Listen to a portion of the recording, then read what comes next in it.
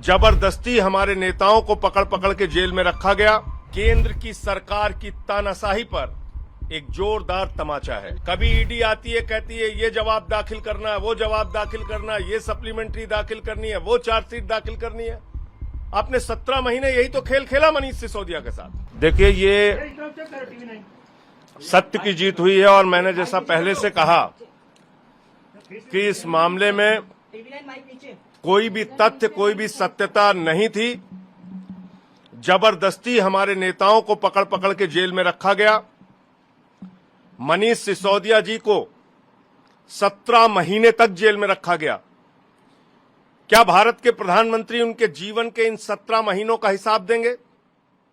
क्या भारतीय जनता पार्टी उनके इन जीवन के 17 महीनों का हिसाब देगी, जो शायद दिल्ली के स्कूलों को बनाने में काम आता, बच्चों को अच्छी शिक्षा देने में काम आता? जिंदगी के वो 17 महीने आपने जेल में डालकर बर्बाद किए मनीष सिसोदिया के। माननीय सर्वोच्च न्यायालय का हृदय से आभार है, सर झुका के नमन है कि लंबे इंतजार के बाद न्याय मिला। एक फैसला आम आदमी पार्टी के पक्ष में, मनीष सिसोदिया जी के पक्ष में, और एक एक कार्यकर्ता इस फैसले से उत्साहित है। एक एक देशवासी, दिल्ली का नागरिक इस फैसले से खुश है और सब ये मानते थे कि हमारे नेताओं के साथ जोर जबरदस्ती और जाति हुई है। हमारे मुखिया अरविंद केजरीवाल जी को अभी भी जेल में रखा है, सत्येंद्र जैन जी को अभी भी जेल में रखा है। मैं उम्मीद करता हूं जल्द ही उनको न्याय मिलेगा। प्रभु से प्रार्थना करता हूं जल्द ही वो बाहर आएंगे।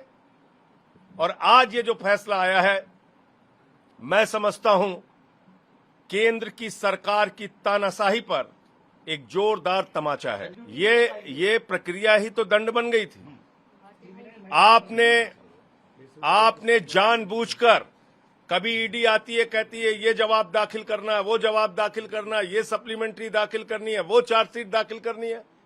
आपने 17 महीने यही तो खेल खेला मनीष सिसोदिया के साथ।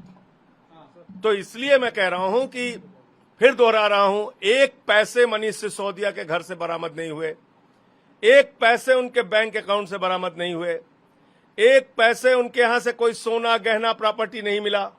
आपने जबरदस्ती एक आदमी को सिर्फ अपनी राजनीतिक द्वेष और दुर्भावना के कारण जेल में रखा और आज उस व्यक्ति को न्याय मिला है। मैं हृदय से सर झुका के माननीय सर्वोच्च न्यायालय के इस फैसले का नमन करता हूं। निश्चित रूप से अरविंद केजरीवाल जी को भी जल्द जमानत मिलेगी, वो भी जल्द ही बाहर आएंगे।